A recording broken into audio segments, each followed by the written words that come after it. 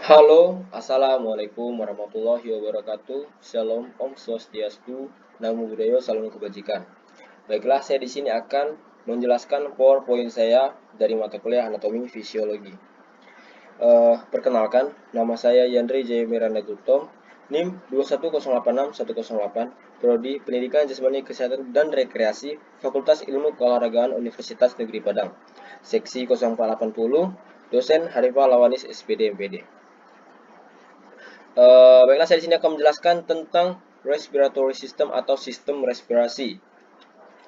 Pernafasan atau bisa disebut juga dengan respirasi yang dapat didefinisikan sebagai sebuah proses pengambilan oksigen dan pelepasan karbohidrat dan penggunaan energi yang ada di dalam tubuh.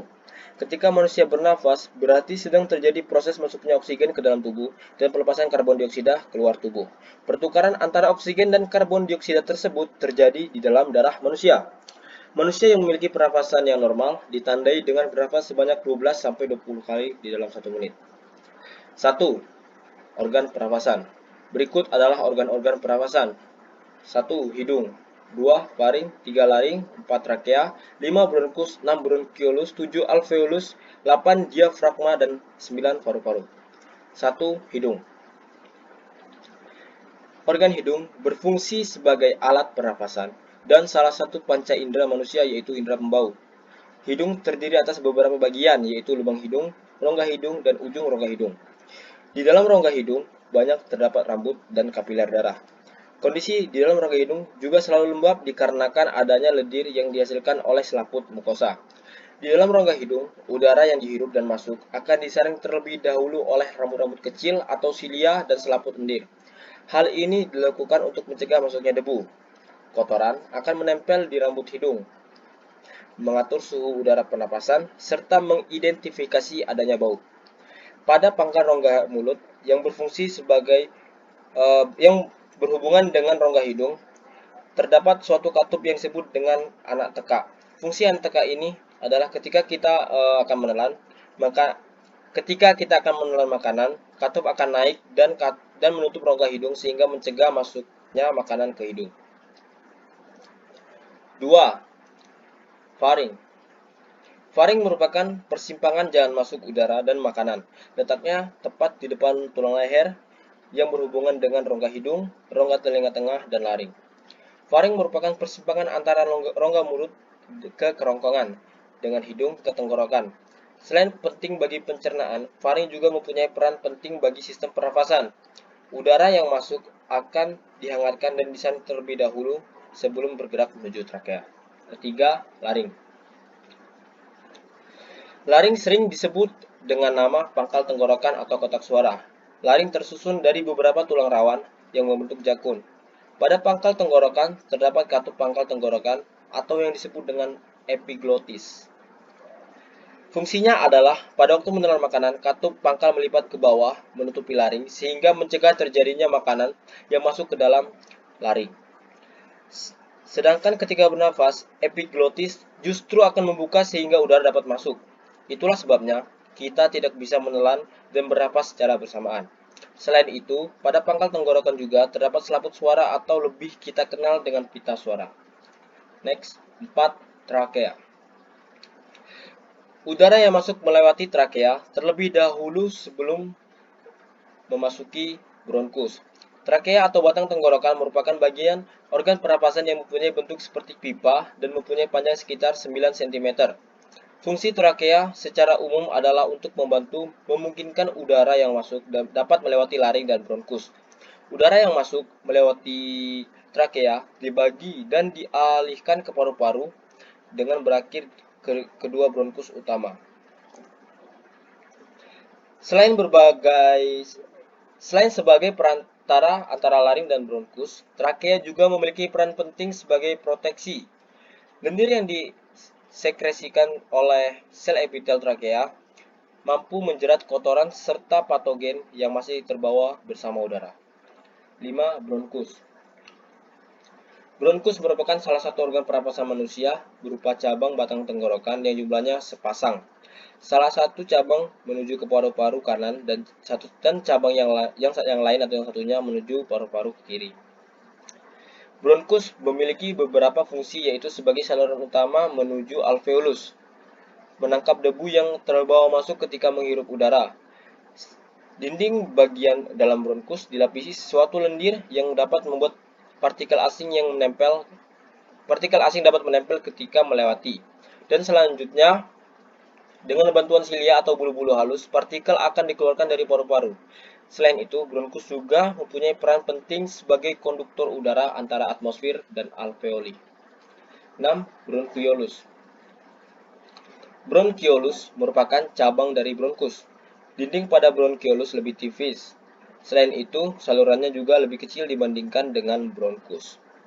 Bronkiolus memiliki fungsi sebagai penyalur udara dari bronkus ke alveolus dan juga sebagai pengontrol jumlah udara yang didistribusikan melalui paru-paru dengan dilatasi dan konstriksi. Alveolus. Alveolus menjadi saluran akhir dari alat pernafasan pada manusia yang berupa gelembung-gelembung udara. Dindingnya tipis dengan kondisi lembab dan saling berlekatan dengan kapiler-kapiler darah. Pada alveolus terdapat satu lapis sel epitelium pipi, dan di tempat inilah udara hampir langsung bersentuhan dengan darah. Di dalam alveolus ini terjadi pertukaran gas O2 dari yang udara dihirup ke sel-sel darah, sedangkan CO2 dari sel-sel darah dikeluarkan ke ruang terbuka.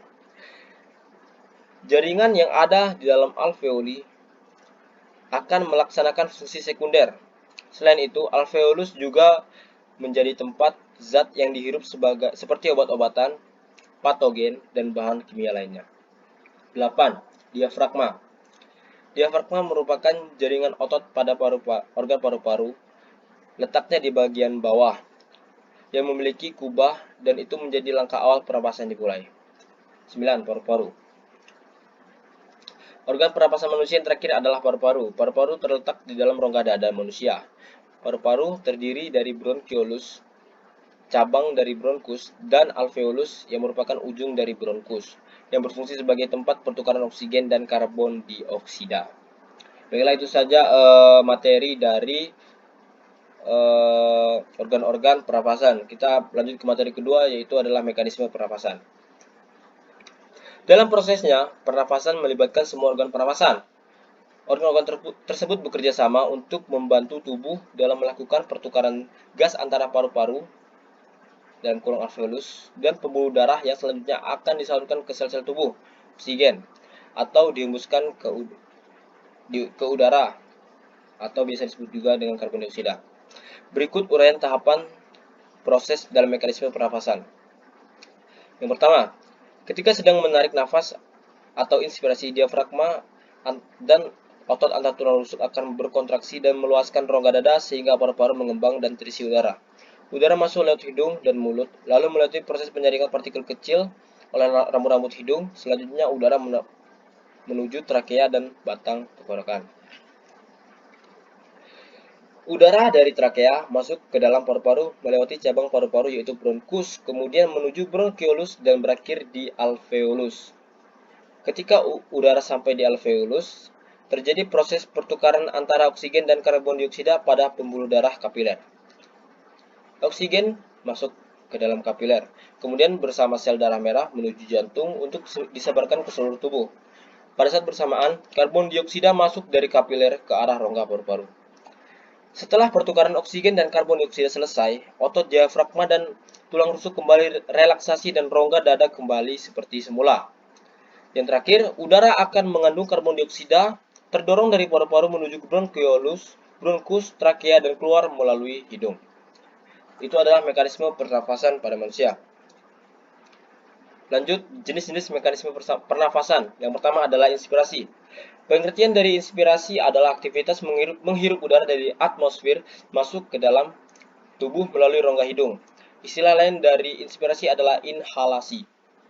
Proses inspirasi, diafragma dan otot dada akan mengalami kontraksi. Volume rongga dada akan membesar, paru-paru mengembang, dan udara akan masuk ke dalam paru-paru. Yang kedua adalah ekspirasi. Ekspirasi ini berbanding terbalik dengan inspirasi. Ekspirasi adalah aktivitas pelepasan karbon dioksida dari dalam tubuh, kemudian dibawa keluar melalui rongga hidung. Di dalam proses ekspirasi ini, diafragma dan otot dada akan mengalami relaksasi. Volume rongga dada akan seperti semula, dan paru-paru juga akan seperti semula, dan udara akan keluar dari paru-paru. Next, frekuensi pernafasan. Gerakan pernafasan diatur oleh pusat pernafasan di otak, sedangkan aktivitas saraf pernafasan dirangsang oleh stimulus dan karbon dioksida. Pada umumnya, manusia mampu bernapas sebanyak antara 15 sampai 18 kali setiap menitnya. Frekuensi pernafasan dipengaruhi oleh beberapa faktor berikut, yaitu yang pertama adalah umur. Bayi dan balita memiliki frekuensi pernafasan lebih banyak dibanding orang dewasa. Hal itu disebabkan karena volume paru-paru dan sel-sel tubuh sedang berkembang sehingga membutuhkan banyak oksigen. Orang tua juga memiliki frekuensi pernafasan yang lebih banyak karena kontraksi otot dada dan diafragma tidak sebaik saat masih muda, sehingga udara pernafasan lebih sedikit. Faktor yang kedua adalah jenis kelamin. Frekuensi pernafasan pada wanita pada umumnya lebih banyak daripada laki-laki. Hal ini disebabkan wanita pada umumnya memiliki volume paru-paru lebih kecil dari laki-laki sehingga frekuensi bernafasnya lebih banyak. Faktor yang ketiga adalah suhu tubuh. Semakin tinggi suhu tubuh, semakin cepat frekuensi pernafasannya. Hal ini berhubungan erat dengan peningkatan proses metabolisme tubuh. Yang keempat, posisi tubuh. Posisi tubuh juga sangat berpengaruh terhadap frekuensi pernafasan. Pada tubuh yang berdiri, otot-otot kaki akan berkontraksi sehingga diperlukan tenaga untuk menjaga tubuh agar tetap tegak berdiri. Untuk itu, diperlukan banyak O2 dan diproduksi banyak CO2. Pada posisi tubuh berdiri, frekuensi pernafasannya meningkat. Pada posisi duduk atau tiduran, beban berat tubuh disanggah oleh sebagian besar bagian tubuh sehingga terjadi penyebaran beban. Hal ini mengakibatkan jumlah energi yang diperlukan untuk menyangga tubuh tidak terlalu besar, sehingga frekuensi pernafasannya juga rendah. Faktor yang kelima adalah kegiatan tubuh.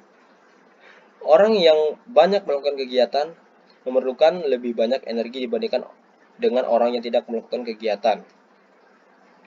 Oleh karena itu, tubuh memerlukan lebih banyak oksigen untuk oksidasi biologi dan lebih banyak memproduksi zat sisa. Tubuh perlu meningkatkan frekuensi pernafasan agar dapat menyediakan oksigen yang lebih banyak. Frekuensi pernafasan setiap orang dapat berbeda-beda tergantung pada kondisinya. Lanjut materi selanjutnya yaitu volume pernafasan. Volume udara pernafasan dapat diukur menggunakan respirometer.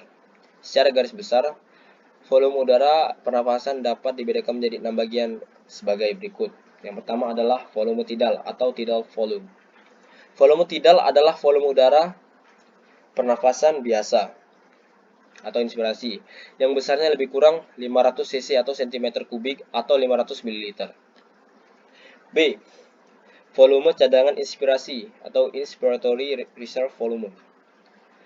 Volume cadangan inspirasi atau udara komplementer adalah volume udara yang masih dapat dimasukkan secara maksimal setelah bernafas biasa atau inspirasi, yang besarnya lebih kurang 1500 cc atau 1500 cm3 atau 1500 ml. C. Volume cadangan ekspirasi atau expiratory reserve volume. Volume cadangan ekspirasi atau udara suplementer adalah volume udara yang masih dapat dikeluarkan secara maksimal setelah mengeluarkan nafas atau ekspirasi biasa, yang besarnya lebih kurang 1500 cc atau cm3 atau 1500 ml. D. Volume sisa atau residu atau residual volume. Volume sisa atau residu adalah volume udara yang masih tersisa di dalam paru-paru setelah mengeluarkan nafas atau ekspirasi maksimal, yang besarnya lebih kurang 1000 cc atau cm3 atau 1000 ml. Yang kelima adalah kapasitas vital atau vital capacity. Kapasitas vital adalah volume udara yang dapat dikeluarkan semaksimal mungkin setelah terjadinya proses inspirasi. Inspirasi semaksimal mungkin juga, yang besarnya lebih kurang 3.500 cc atau cm kubik atau 3.500 ml. Jadi, kapasitas vital adalah jumlah dari volume tidal plus volume cadangan inspirasi plus volume cadangan ekspirasi. Volume total paru-paru. Volume total paru-paru adalah volume udara yang dapat ditampung paru-paru semaksimal mungkin, yang besarnya lebih kurang 4.500 cc atau 4.500 cm kubik atau 4.500 ml. Berikut adalah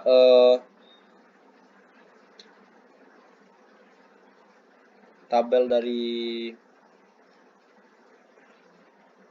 volume pernapasan yang bisa kita lihat di sini. Inilah tabelnya. Baiklah, itu saja presentasi dari saya. Apabila ada salah kata, saya mohon maaf dan semoga presentasi ini dapat bermanfaat bagi para audiens. Saya akhiri. Assalamualaikum warahmatullahi wabarakatuh. Demikian DJ Miranda Guto. Until next time and stay classic.